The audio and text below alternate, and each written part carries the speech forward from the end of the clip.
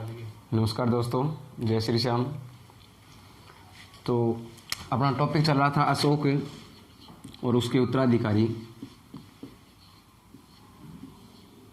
आज हम बात करेंगे अशोक के अभिलेख।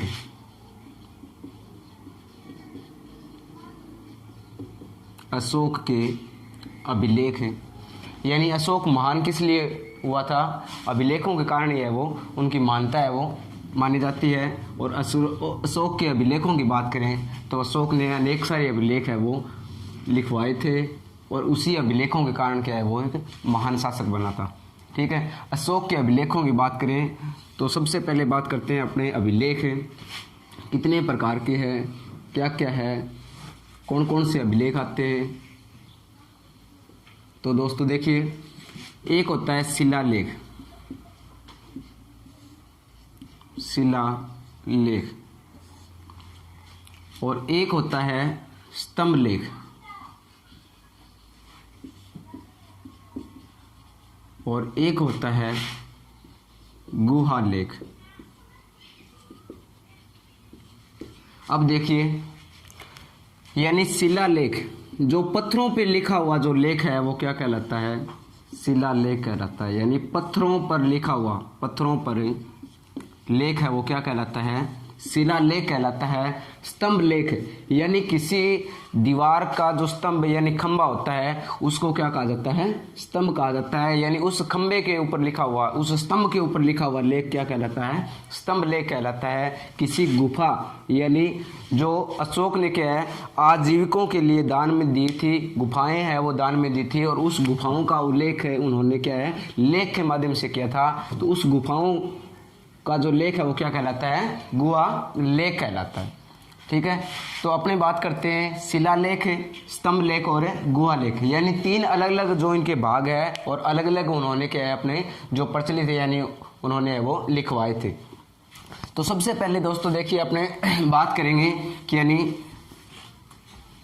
जो अशोक के शिलालेख है, अभिलेख है, वो सबसे पहले कब खोजे गए थे, किसके द्वारा खोजे गए थे। तो एक व्यक्ति का नाम आता है, उन्होंने 1750 के अंतर्गत क्या किया था, 1750 ईस्वी के अंतर्गत पहला अभिलेख है वो खोजा था, जिस व्यक्ति का नाम है टी फैंतलर।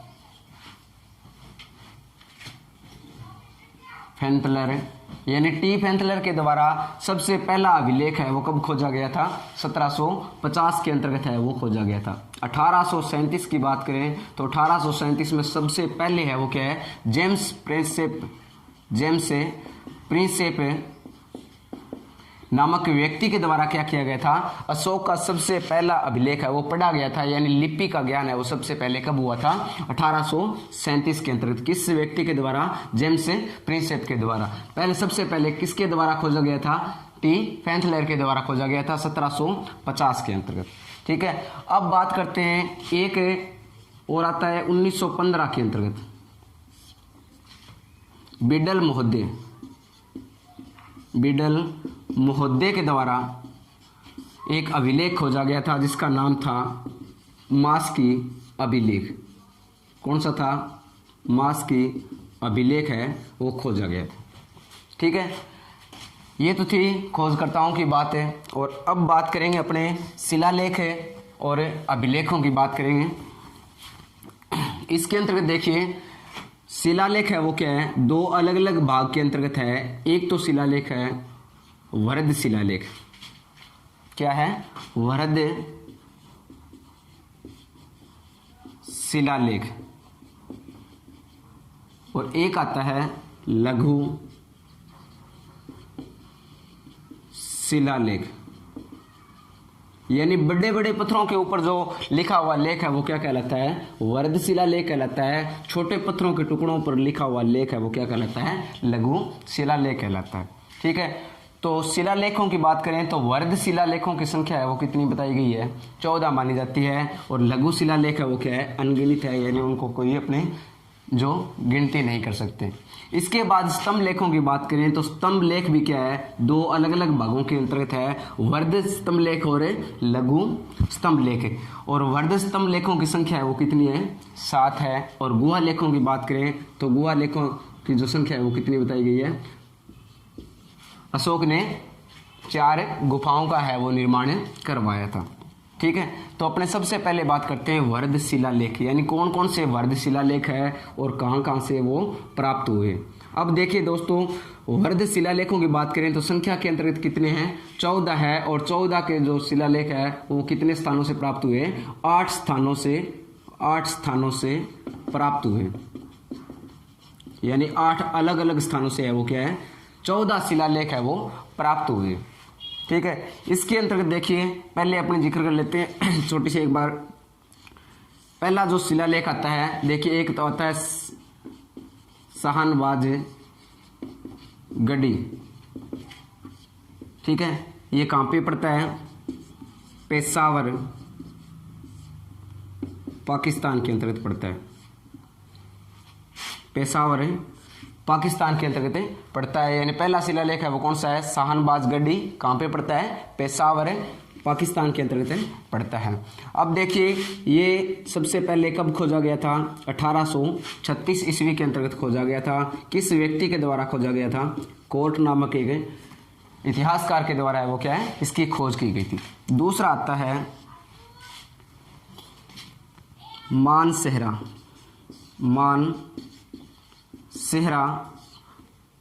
शिलालेख। ये कहाँ पे पड़ता है, हजारा पाकिस्तान के अंतर्गत पड़ता है। यानी ये दोनों के दोनों ऐसे शिलालेख है जो कहाँ पे पड़ते हैं, पाकिस्तान के अंतर्गत पड़ते हैं। इसकी खोज कब की गई थी, 1889 के अंतर्गत इसकी खोज की गई थी। और इसकी खोज किसने की थी भी, कनिंदम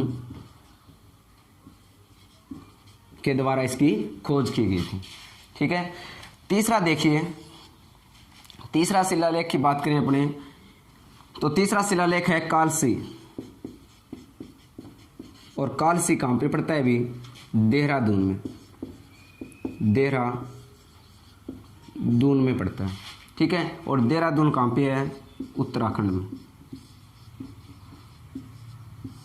ठीक है, और इसकी खोज कब की गई थी, 1860 ईस्वी में खोज की गई थी। किसके द्वारा की गई थी, फॉरेस्ट नामक व्यक्ति के द्वारा इसकी खोज की गई थी। चौथा शिलालेख आता है, चौथा शिलालेख है गिरनार। और गिरनार शिलालेख है वो कहाँ पे है, गिरनार में ही है, यानी गिरनार की पहाड़ी पर है। गिरनार कहाँ पे है, गुजरात में। एक गिरनार भी कहाँ पे है, गिरनार कहाँ पे है, गुजरात में है। ठीक है, इसकी खोज कब की गई थी, 1822 में की गई थी। किसके द्वारा की गई थी, कर्नल जेम्स टोड के द्वारा की गई थी। ठीक है, इसके बाद में पांचवा आता है धौली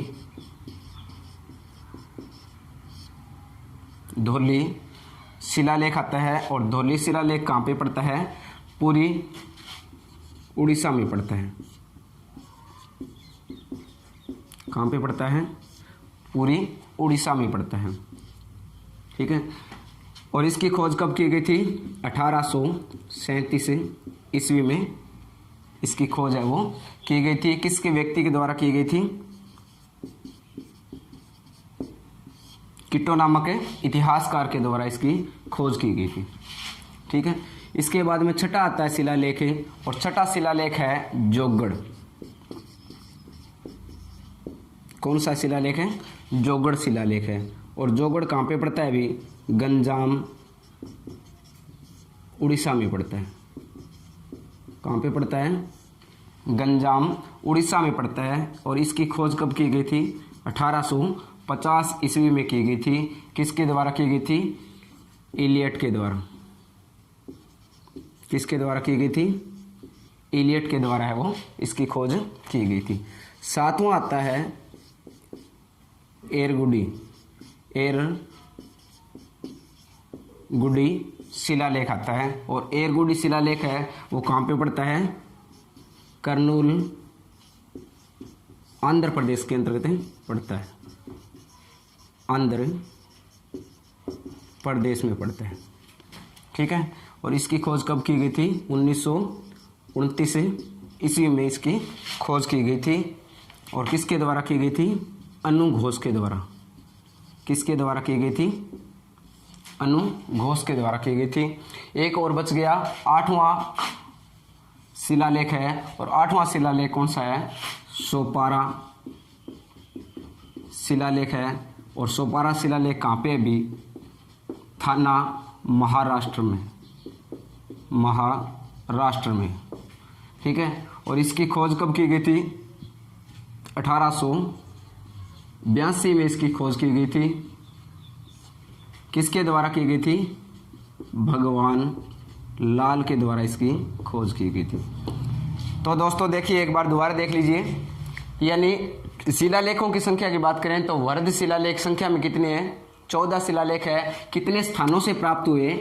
8 स्थानों से, यानी 8 अलग अलग स्थानों से वो प्राप्त हुए हैं। पहला जो शिलालेख है वो कौन सा है? साहन बाजगढ़ी है। कहाँ पे पड़ता है? पेशावर, पाकिस्तान के अंतर्गत पड़ता है। और सबसे पहले है वो खोज कब की गई थी इसकी? 1836 के अंतर्गत इसकी खोज की गई थी। किस व्यक्ति के द्वारा खोज की गई थी? कोर्ट नामक इतिहासकार के द्वारा इसकी खोज की गई थी। दूसरा आता है मानसेहरा। ठीक है। मानसेहरा कहाँ पे पड़ता है? हजारा, पाकिस्तान के अंतर्गत। यानी 2 ऐसे अभिलेख है जो कहाँ पे है? पाकिस्तान के अंतर्गत है, जो उनके पाए जाते हैं। इनकी खोज कब की गई थी? 1889 के अंतर्गत की गई थी। किसके द्वारा? कनिदम नामक इतिहासकार के द्वारा की गई थी। तीसरा आता है कालसी। और कालसी कहाँ पे पड़ता है? देहरादून उत्तराखंड के अंतर्गत 1860 में इसकी खोज की गई थी। यानी किसके द्वारा की गई थी? फॉरेस्ट नामक विद्वान के द्वारा की गई थी। इसके बाद में आता है चौथा आता है गिरनार। और गिरनार कहाँ पे पड़ता है? भी गुजरात के अंतर्गत पड़ता है। और गुजरात के अंतर्गत 1822 में किसके द्वारा खोज की गई थी? कर्नल जेम्स टोड के द्वारा इसकी खोज की गई थी। 5वां आता है धौली। और धौली पड़ता है पूरी उड़ीसा के अंतर्गत। धौली कहाँ पे पड़ता है? पूरी उड़ीसा में पड़ता है। और कब खोज की गई थी? 1837 के अंतर्गत किट्टो नामक इतिहासकार के द्वारा इसकी खोज की गई थी। छठा आता है जोगड़। और जोगड़ कहाँ पे पड़ता है? गंजाम, उड़ीसा के अंतर्गत पड़ता है। और इसकी खोज कब की गई थी? 1850 में। और किसने की थी? एलियट नामक ने की थी। 7वां आता है एरीगुडी। और एरीगुडी कहाँ पे पड़ता है? करनूल के अंतर्गत। करनूल यानी आंध्र प्रदेश में पड़ता है। कब की गई थी? 1929 के अंतर्गत की गई थी। और किसके द्वारा की गई थी? अनु घोष के द्वारा है वो की गई थी। 8वां है जो कौन सा है? सोपारा है। सोपारा कहाँ पे पड़ता है? थाना महाराष्ट्र के अंतर्गत पड़ता है। खोज कब की गई थी? 1882 ईस्वी के अंतर्गत इसकी खोज की गई थी। किस व्यक्ति के द्वारा खोज की गई थी? भगवान लाल के द्वारा इसकी खोज की गई थी। अब देखिए दोस्तों, इसके अंतर्गत एक महत्वपूर्ण बात रह जाती है कि 14 शिलालेख है। 14 शिलालेखों के अंतर्गत किसका वर्णन मिलता है? किसका उल्लेख मिलता है? इसका अपने जिक्र करते हैं कि यानी अपने ये तो पता चल गया कि अलग अलग स्थानों से 8 स्थानों से 14 शिलालेख है वो प्राप्त हुए। ठीक है। लेकिन इन शिलालेखों के अंतर्गत उल्लेख किसका मिलता है? किस बात का इसका जो जिक्र किया गया है वो देखिए।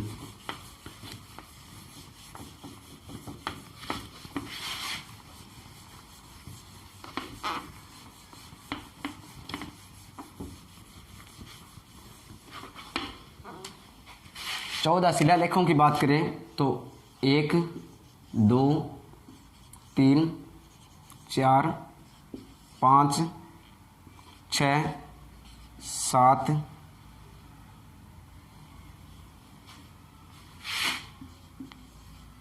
8, 9, 10, 11, 12, 13 और 14।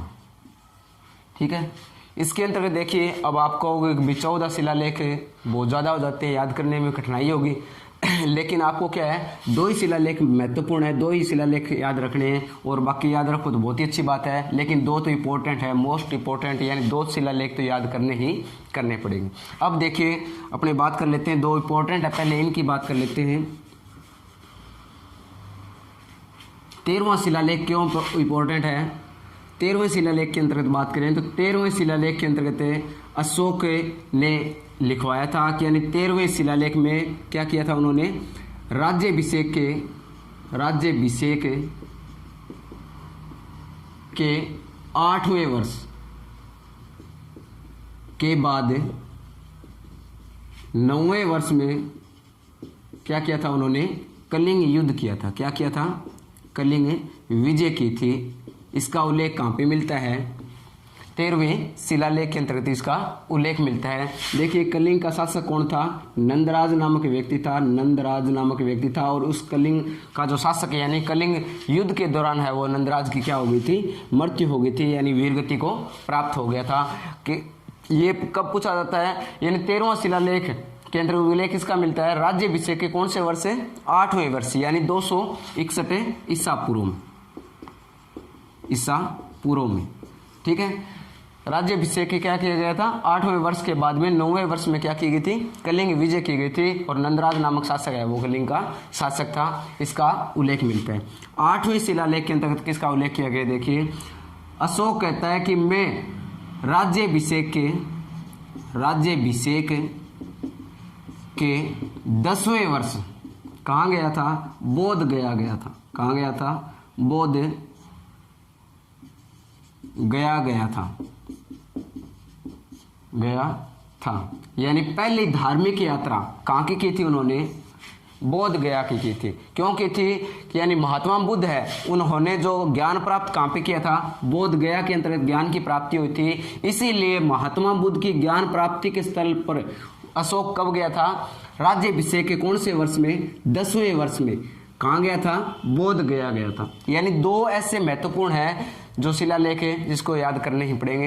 यानी एक तो 8वां शिलालेख और एक है 13वां शिलालेख है, वो दो इंपॉर्टेंट है। अब इसके बाद में पहला की अपने बात करते हैं। तो पहला शिलालेख के अंतर्गत क्या कहता है अशोक पहला शिलालेख के अंतर्गत लिखवाता है कि यानी पशु बलि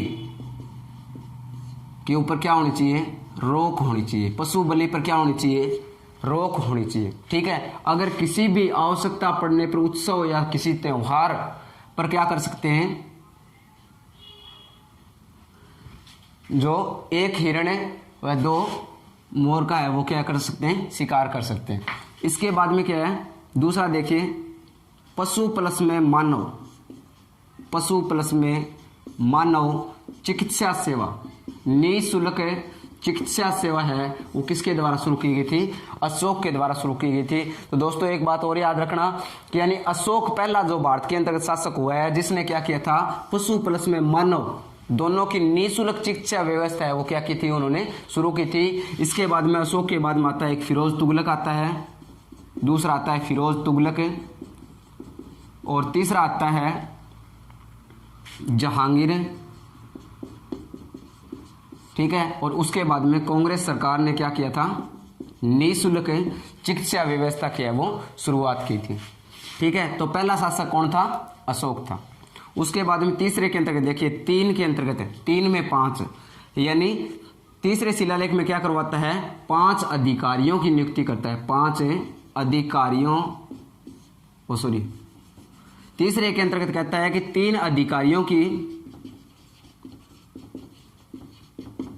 नियुक्ति करता है और ये तीनों के तीनों अधिकारी है क्या है, प्रति 5 वर्ष के बाद क्या करते हैं, धार्मिक यानी धर्म प्रचार के लिए क्या करते हैं, दौरा करते हैं। किसके लिए करते हैं, धर्म प्रचार के लिए दौरा करते हैं। चौथे के अंतर्गत देखिए, चौथे शिलालेख के अंतर्गत क्या करता है, चौथे के अंतर्गत 4 में 4 यानी भेरी घोष में कितने शब्द है, 4 शब्द है। और भेरी घोष के स्थान पर क्या अपना लिया था, धम घोष अपना लिया था। क्या अपना लिया था, धम घोष अपना लिया था। यानी भेरी घोष में 4 शब्द है और धम घोष में भी कितने 4 शब्द है। यानी चौथे में क्या है, 4 में 4। ठीक है, भेरी घोष के स्थान पर क्या अपना लिया था, धम घोष अपना लिया था। किसके कौन से में उल्लेख मिलता है, चौथे शिलालेख के अंतर्गत उल्लेख मिलता है। 5वें शिलालेख के अंतर्गत क्या कहता है, 5वें शिलालेख के अंतर्गत कहता है कि यानी जो अलग अलग प्रादेशिक यानी अधिकारियों की है वो क्या करता है, नियुक्ति करता है। राज्य प्रादेशिक और रज्जुक नामक अधिकारियों की क्या करता है, नियुक्ति करता है। छठे के अंतर्गत कहता है कि मैं जनता का क्या हूँ, ऋणी हूँ। जनता का क्या हूँ, ऋणी हूँ, कर्जदार हूँ। यानी मैं जनता का ऋणी हूँ। अगर मैं किसी भी समय किसी भी अवस्था के अंतर्गत हूँ लेकिन जनता का कोई भी सदस्य है वो जनता मेरे से आकर है वो जो बेझिझक है वो मिल सकती है। सातवें के अंतर्गत क्या कहता है, सातवें में कहता है सभी को क्या रहना चाहिए, साथ साथ रहना चाहिए। सभी को क्या रहना चाहिए, साथ साथ रहना चाहिए। आठवां हो ही गया। नौवें के अंतर्गत कहता है कि यानी मैं जहां भी जाता हूं तो उसके अंतर्गत क्या किया जाता है, भेंट और शिष्टाचार, भेंट और शिष्टाचार यानी उपहार जो दिए जाते हैं उसके ऊपर क्या होनी चाहिए, रोक होनी चाहिए। और भेंट और शिष्टाचार ये तो है नहीं हम किसी को गली जो जाते हुए हम किसी को दे देंगे। भेंट और शिष्टाचार किस कहाँ पे दिए जाते हैं, कोई उत्सव, कोई त्योहार, कोई प्रोग्राम जो किया जाता है। और उन्होंने क्या है, 10वें शिलालेख के अंतर्गत अशोक क्या कहता है कि यानी उत्सव और त्योहार के ऊपर क्या होनी चाहिए, रोक होनी चाहिए। यानी समारोह के ऊपर क्या होनी चाहिए, रोक होनी चाहिए। समारोह, समारोह पर क्या होना चाहिए, रोक होना चाहिए, यानी प्रतिबंध होना चाहिए। 11वें के अंतर्गत क्या क्या कहता है, 11वें के अंतर्गत अशोक कहता है कि दम दान ही क्या है, सबसे बड़ा दान है। 11वें शिलालेख के अंतर्गत क्या कहता है, धम दान ही क्या है, सबसे बड़ा दान है। 12वें शिलालेख में कहता है कि यानी किसी व्यक्ति विशेष या किसी धर्म की है वो क्या नहीं करनी चाहिए, निंदा नहीं करनी चाहिए। 13वें शिलालेख के अंतर्गत कलिंग विजय आई गया। 14वें शिलालेख के अंतर्गत क्या कहता है, धार्मिक जीवन ही सबसे बड़ा जीवन है। धार्मिक जीवन यानी 14वें शिलालेख के अंतर्गत किसका उल्लेख मिलता है, धार्मिक जीवन का उल्लेख मिलता है कि यानी धार्मिक जीवन जियो और ये सबसे बड़ा अपना जीवन है। ठीक है, ये थे भी 14 शिलालेख। तो मैं आशा करता हूँ कि सभी को याद हो गए होंगे। अगर नहीं याद हुए तो एक बार रिपीट दोबारा वीडियो चला के देख लेना। अब इसके बाद में बात करेंगे अपने स्तंभ लेखों की।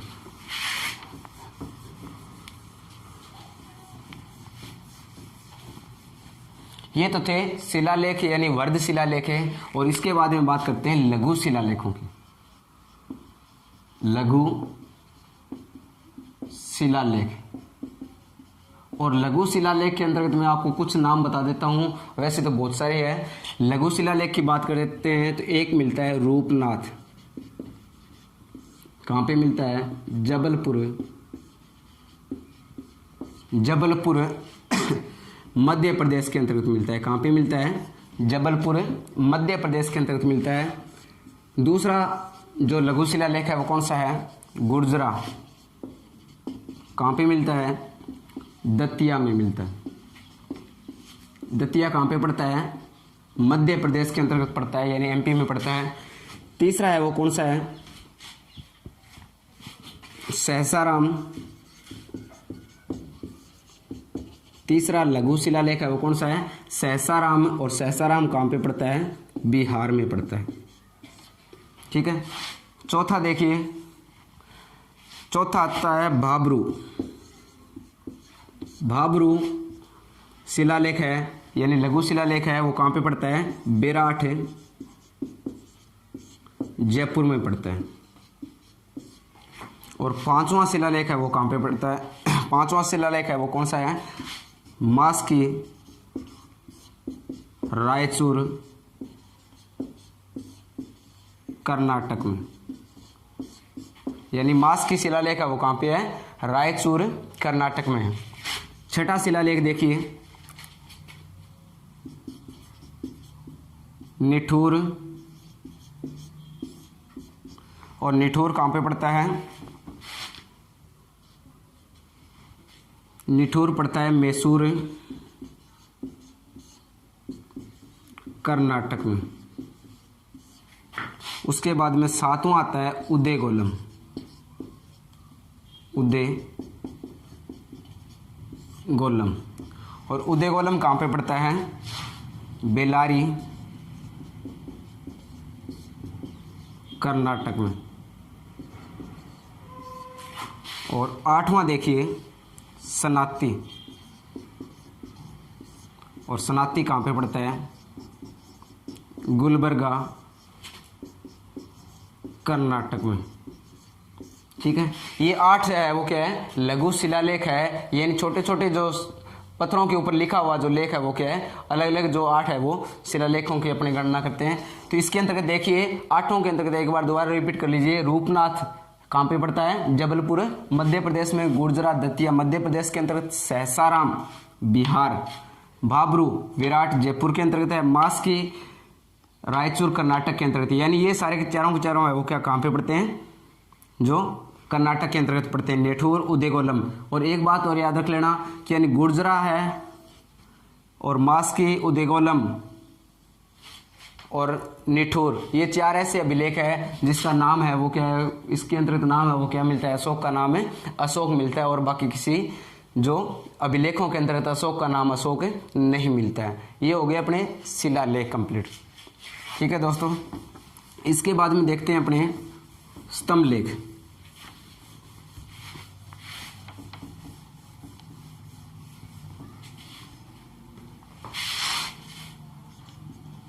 स्तंभ लेख, और स्तंभ लेखों की बात करें तो एक आते हैं वर्ध स्तंभ लेख और एक आते हैं लघु स्तंभ लेख। लघु स्तंभ लेख,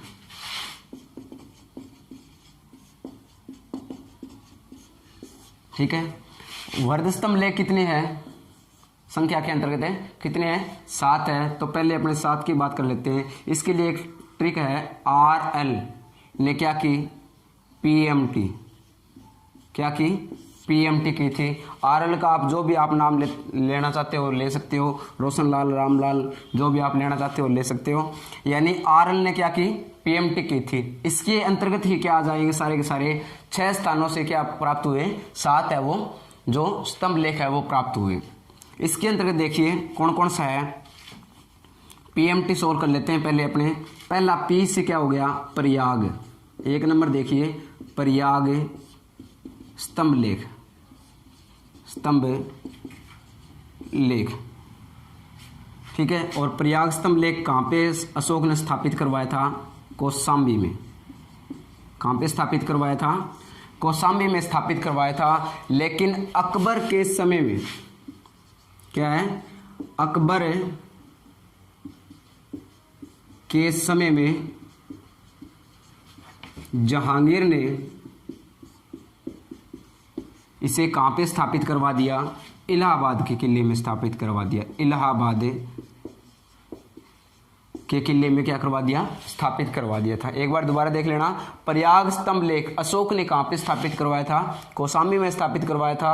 अकबर के समय में किसने करवाया, जहांगीर ने कहाँ पे स्थापित करवा दिया, इलाहाबाद के अंतर्गत स्थापित करवा दिया था। दूसरा एम से हो गया मेरठ, दिल्ली मेरठ, दिल्ली मेरठ स्तंभ लेख,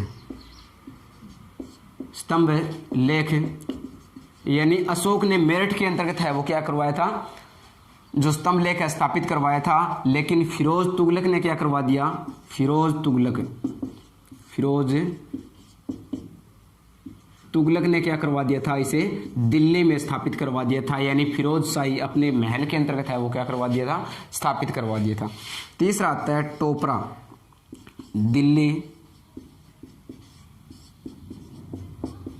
टोपरा स्तंभ लेख,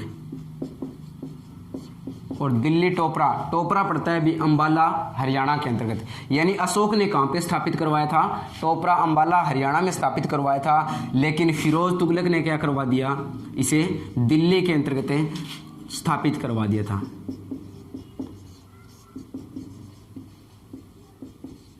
ठीक है, यानी ये दोनों के दोनों है वो किसके द्वारा स्थापित है, दिल्ली के अंतर्गत है, फिरोज तुगलक के द्वारा स्थापित है। ये ऊपर वाला कौशाम्बी से है वो अकबर के समय में जहांगीर द्वारा स्थापित है। अब आगे देखिए 4 नंबर की बात करते हैं। तो 4 नंबर के अंतर्गत एल से हो गया लोरिया अरे राज,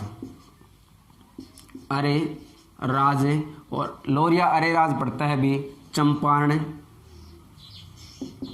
बिहार में। चंपारण कहाँ पे पड़ता है, बिहार में। यानी गांधी जी द्वारा पहला सत्याग्रह है 1917 के अंतर्गत है वो स्थापित है, वो शुरू करवाया गया था। वो कहाँ से शुरू किया गया था, चंपारण से किया गया था, याद रह जाएगा। उसके बाद में देखिए 5वां है वो क्या है, लोरिया नंदनगढ़,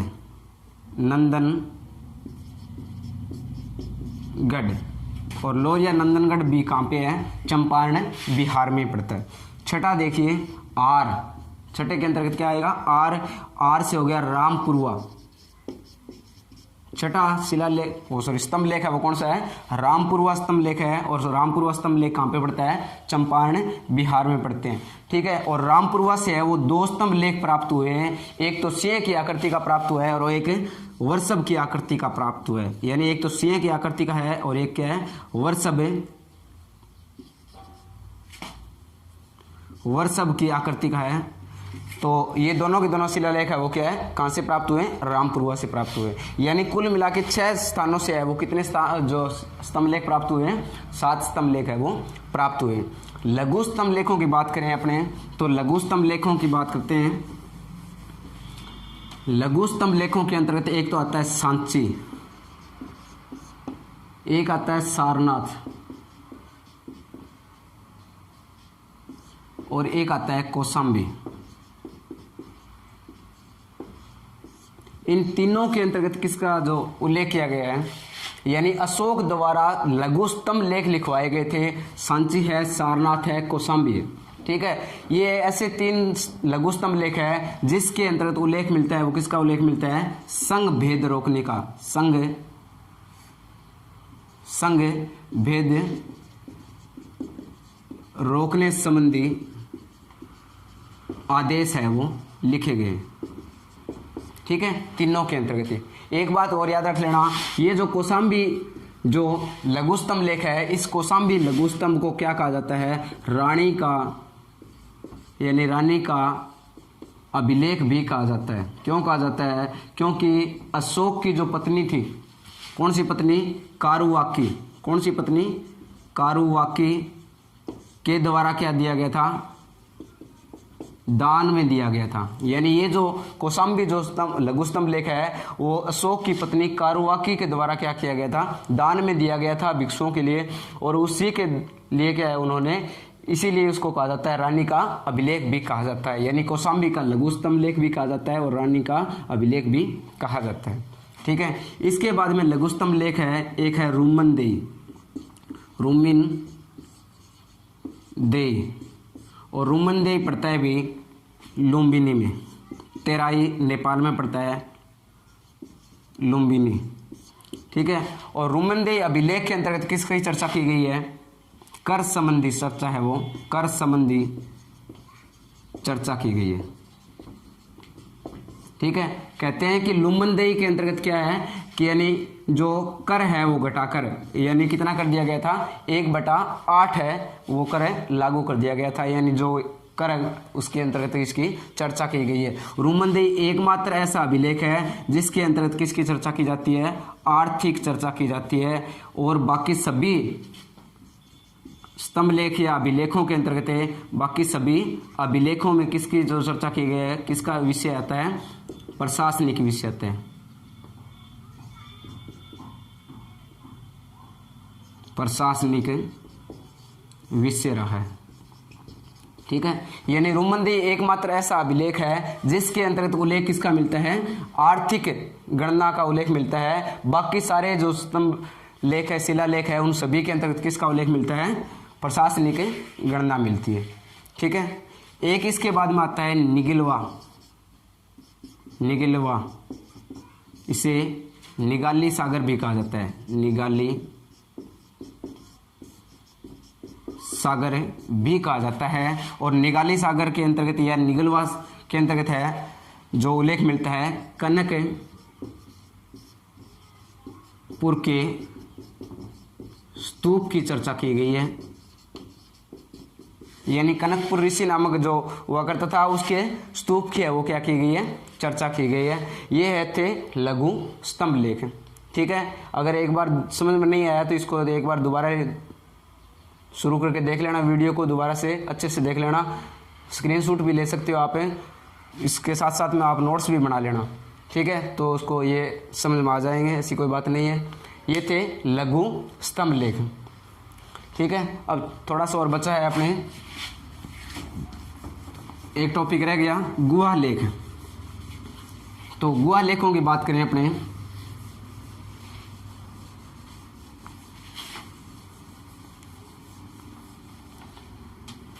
अशोक ने गुफाओं का निर्माण करवाया था, यानी गुहा लेख, गुफाओं का निर्माण करवाया था। कहाँ पे करवाया था? अलग अलग स्थानों पर उन्होंने क्या है, गुफाओं का निर्माण करवाया था। एक तो है नागार्जुन, नागार्जुन की पहाड़ी, और एक है बाराबर की पहाड़ी, बाराबर की पहाड़ी। ठीक है, इन दोनों स्थानों पर उन्होंने क्या है, 4 गुफाओं का निर्माण करवाया था।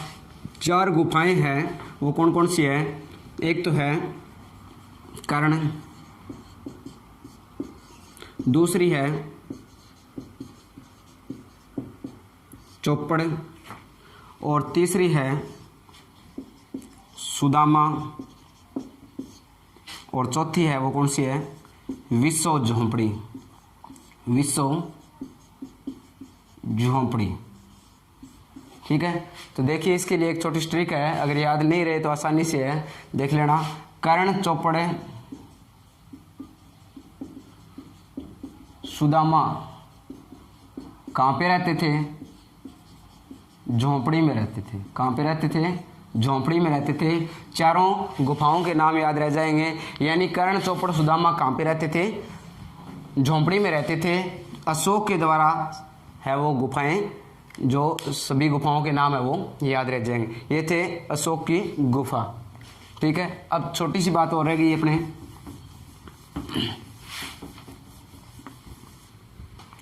देखिए अभिलेखों की बात चल रही थी अपने, तो अभिलेखों की बात करें तो अभिलेख, अशोक ने जो अभिलेख लिखवाए थे कौन सी लिपि के अंतर्गत, कौन सी भाषा के अंतर्गत लिखवाए थे?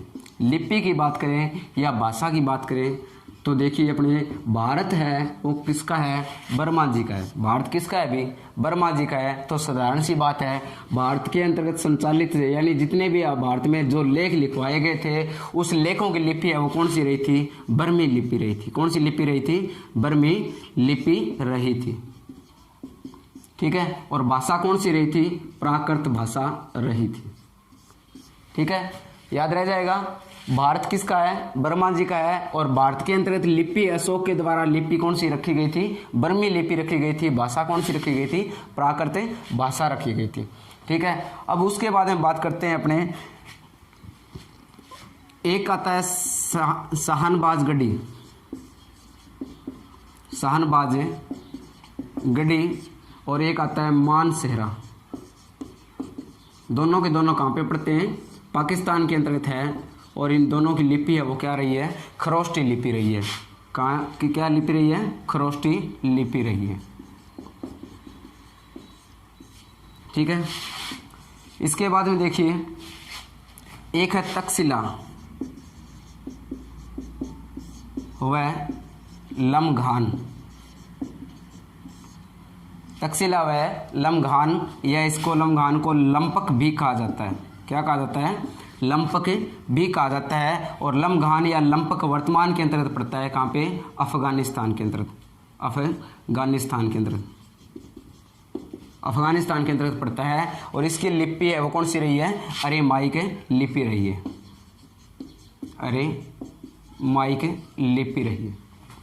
अब देखिए आगे 3 नंबर की और बात करें, कंधार के अंतर्गत एक स्थान है, कंधार के पास एक स्थान का नाम है सर-ए कुन्ना। वहां से जो अभिलेख प्राप्त हुआ है उसकी लिपि है वो कौन सी रही है? यूनानी व अरेमाइक रही है, अरेमाइक रही है, यानी द्विभाषीय लिपि, द्विभाषीय लिपि कौन सी है? किसकी है? कंधार के पास सर-ए कुन्ना नामक अभिलेख है, उसकी लिपि कौन सी है? यूनानी प्लस में अरेमाइक रही है, यानी द्विभाषी लिपि रही है। एक और बच गया, एकमात्र ऐसा अभिलेख है जिसकी लिपि है वो क्या है? दो लिपियों के अंतर्गत है वो लिखा गया है, वो कौन सा है? एरगुडी। कौन सा अभिलेख है? एरगुडी अभिलेख है, एरगुडी अभिलेख है, जिसके यानी एकमात्र ऐसा अभिलेख है, एकमात्र ऐसा अभिलेख है जिसकी क्या है, दोनों लिपियां रही है, दोनों लिपि रही है। वो कौन सा है, लिपि कौन कौन सी है, खरोष्टी व बर्मी, दोनों। ठीक है, यानी एरगुडी अभिलेख है वो कौन सा है, एकमात्र ऐसा अभिलेख है जिसकी लिपि क्या रही है, दोनों लिपियां रही है, खरोष्टी प्लस में बर्मी लिपि रही है। तो दोस्तों आज के लिए इतना ही, यानी अपना अभिलेख है वो कंप्लीट हो गए। तो आगे हम कल से नया टॉपिक शुरू करेंगे, मौर्य काल का प्रशासन। धन्यवाद।